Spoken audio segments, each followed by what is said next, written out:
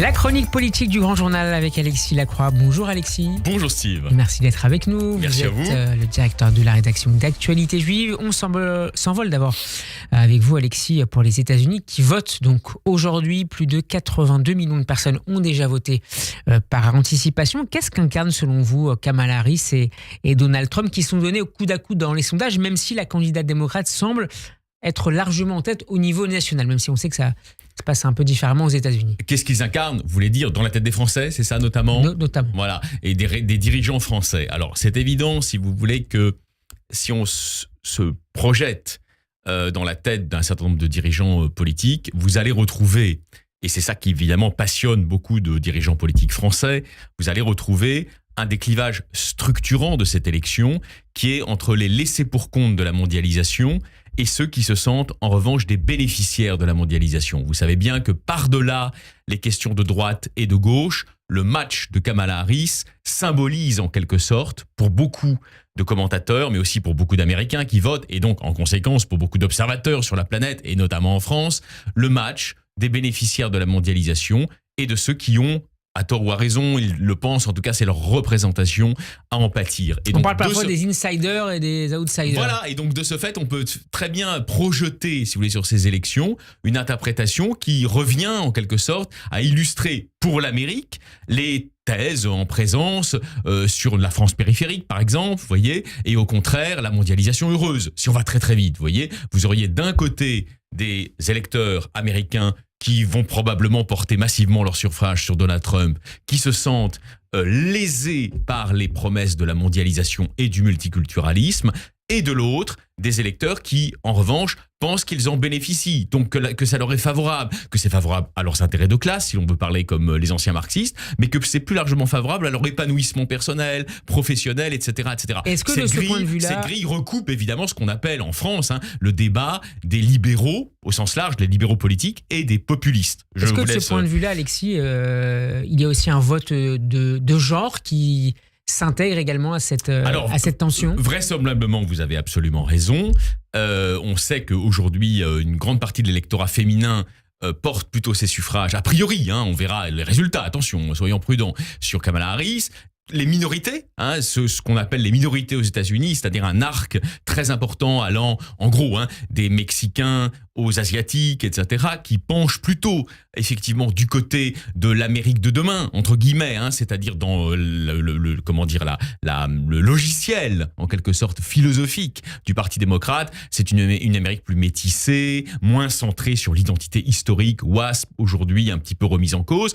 En revanche, effectivement, si on fait de la sociologie politique, mais on le vérifiera sans doute avec les résultats, une grande partie de l'électorat trumpiste, qui est plus populaire souvent, qui appartient aux petites classes moyennes, qui se sent remise en cause par la mondialisation, relève de ce qu'on appelle dans le lexique américain les white trash, vous voyez, les petits blancs, entre guillemets. Et cette ligne de front, on peut la retrouver dans le débat politique français dans les prochaines élections? Alors, c'est une excellente question.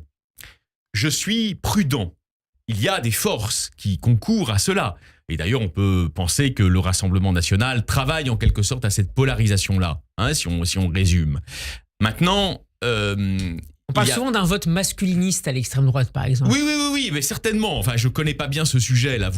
Mais probablement. C'est-à-dire un vote qui se reconnaît aujourd'hui. Les Français ne votent pas, mais ils suivent tous, comme nous tous, ces élections, et qui se reconnaît dans cette espèce d'affichage, de désinvolture et de sprezzatura viril, entre guillemets, qui s'attache au nom de Donald Trump. Donc vous n'avez pas tort. Ça doit jouer son rôle. Maintenant, effectivement, je ne suis pas sûr que le clivage populistes, libéraux, soit le seul clivage qui va jouer dans la présidentielle française. Là, nous parlons de la France. Ça joue son rôle. Je lis, comme vous, les travaux de Christophe Guilluy, etc., et d'autres. Évidemment, ça joue son rôle. Mais il y aura probablement aussi, et c'est ce qu'ont bien senti des intellectuels un peu précurseurs, comme Emmanuel Todd, par exemple, il y aura probablement aussi, indépendamment des identités, la question sociale qui va faire son grand retour.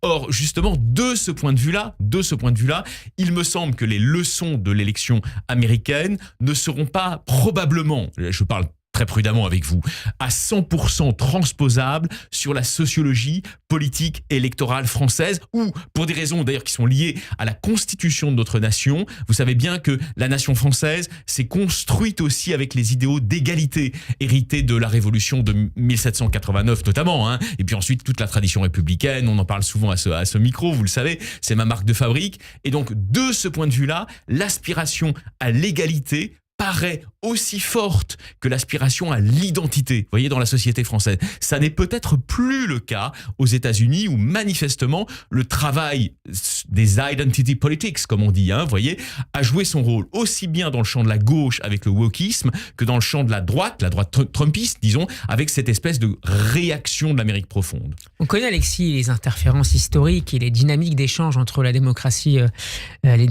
américaines et françaises, ou françaises et américaines, historiquement parlant.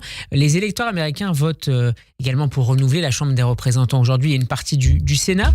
Ce grand moment démocratique américain, est-ce qu'il est regardé avec une forme d'appréhension en France, mais aussi plus largement dans les démocraties occidentales, voire dans le reste du monde? Vous avez parfaitement raison, et pour une raison simple, c'est que beaucoup, là aussi, de responsables publics, que ce soit des élus, mais aussi bien sûr des ministres, a fortiori des chefs d'État comme Emmanuel Macron, et en Europe il y en a plein d'autres, ont quand même tendance à lire la préfiguration de ce qui va arriver à nos sociétés aux États-Unis. C'est comme ça, depuis les années 60, vous voyez, Edgar Morin avait écrit un livre là-dessus. On peut dire que la Californie, ce qui arrive aux États-Unis sur la côte ouest, sur la côte est, est lu en Europe comme un aruspice, en quelque sorte, de ce qui va nous advenir. Et donc, effectivement, j'ai mis un bémol, mais effectivement, beaucoup de responsables publics aujourd'hui en France sont tentés de lire la situation américaine, ce qu'il va en sortir des urnes aujourd'hui, comme étant une préfiguration de ce qui pourrait nous arriver. Le journal Le Monde titrait à sa une hier Trump-Harris, la démocratie en jeu, c'est également, à vos yeux, l'enjeu majeur de scrutin? Alors, oui, mais je ferai une précision, si on est honnête. Il serait absurde de reprocher à Donald Trump d'être contre la démocratie américaine. Il n'est pas contre la démocratie américaine. En revanche, effectivement, dans son logiciel républicain, ou si vous voulez, néo-républicain, il y a des éléments en termes de théorie politique, mais ça va intéresser nos auditeurs, nos auditrices, qui se réfèrent à ce qu'on appelle l'illibéralisme. Autrement dit, les modèles européens des démocratures. Par exemple, la Hongrie de Viktor Orban, ce n'est pas le seul modèle, hein, vous voyez. C'est-à-dire que dans sa matrice républicaine, on va dire de la droite américaine conservatrice, il a injecté des éléments de populisme illibéral qui sont effectivement sa marque de fabrique, qui expliquent son succès populaire aussi, hein, vous voyez, mais qui pourraient donner des idées à une partie des droites européennes qui, comme vous le savez, Steve, ces semaines-ci, ces mois-ci, cherchent à refonder sur la durée leur logiciel. Et donc, effectivement, ça c'est vrai, s'il y avait une victoire de Donald Trump, on peut penser que ça mettrait du vent dans les voiles de celles des droites qui sont aujourd'hui clairement illibérales. Pour le dire clairement, vous voyez, plus des droites illibérales que des droites libérales, hein. Ça, c'est absolument évident. Mais encore une fois, dans le cas de la France, je vous le dis, l'identité sera surclassée probablement par les questions d'égalité de pouvoir d'achat lors de la présidentielle de 2027. Avec le retour inépuisable de la question sociale. Merci beaucoup, Alexis Lacroix, d'avoir été avec nous. Merci. Je rappelle que vous êtes directeur de la rédaction d'Actualité Juive qui paraîtra demain. Voilà. Bon après-midi. À vous aussi. Merci.